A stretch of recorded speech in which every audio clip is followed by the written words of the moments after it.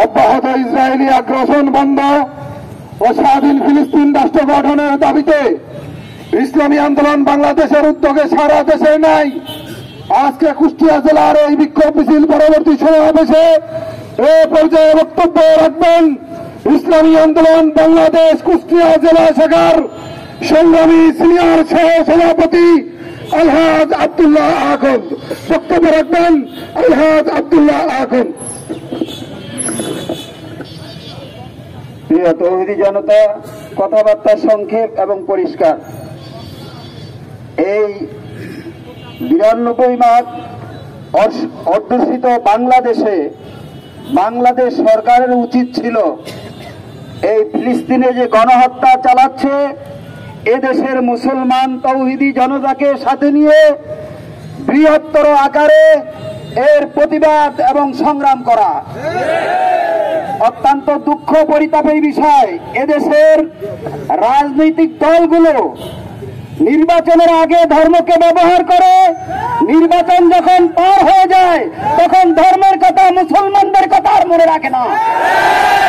আমাদের কথাবার্তা পরিষ্কার, ইসলামী আন্দোলন বাংলাদেশ দেশের জন্য রাজনীতি করে, ইসলামের জন্য রাজনীতি করে, মানবতার পক্ষে রাজনীতি করে।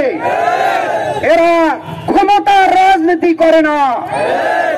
এই জন্য প্রশাসনদের ভাইদেরকে বলবো, আজকে যেইভাবে ইহুদি রাষ্ট্র ইসরায়েল ফিলিস্তিনের নারী শিশুদেরকে হত্যা করতেছে, যদি আমাদের শিশু নারীদেরকে এইভাবে কেউ হত্যা করত আমরা কোনদিন ঘরে বসে থাকতে পারতাম না। এটা মানবিক বিষয়, এটা কোন রাজনৈতিক ইস্যু নয়।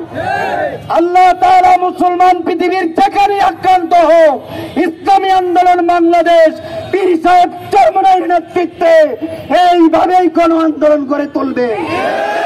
এই জন্য আজকে যারা এই মিছিলে অংশগ্রহণ করেছেন, আপনারা বহু লোক আছেন মুসলমান, মায়া কান্না করেন, কিন্তু দলীয় সংকীর্ণতায় আপনারা ভুগেন। ইসলামী আন্দোলনের নেতৃবৃন্দ পরিষ্কার বলছেন, মানবতার পক্ষে, ইসলামের পক্ষে আপনারাই নেতৃত্ব দেন। আমরা আমাদের জনগণকে নিয়ে আপনাদের পাশে থাকবো, সাথে থাকবো। কাজেই আজকে যারা এই কষ্টকে উপেক্ষা করে আপনারা উপস্থিত হয়েছেন, আমি আশাবাদী কাল কিয়ামতের ময়দানে আল্লাহ তাআলা এই মুসলমানদের, মুসলিম মুসলমানদের পক্ষ নেওয়ার কারণে আমাদেরকে এই উসিলায় ক্ষমা করতে পারেন। এই আশাবাদ ব্যক্ত করে আমি আমার সংক্ষিপ্ত বক্তব্য শেষ করছি। বজ্রকণ্ঠে আওয়াজ তুলি, ইসরায়েল নিপাত যাক, ফিলিস্তিন স্বাধীন হোক, নাসরুম মিনাল্লাহি ওয়া ফাতুন কারীব ওয়া বাশশিরিল মুমিনিন।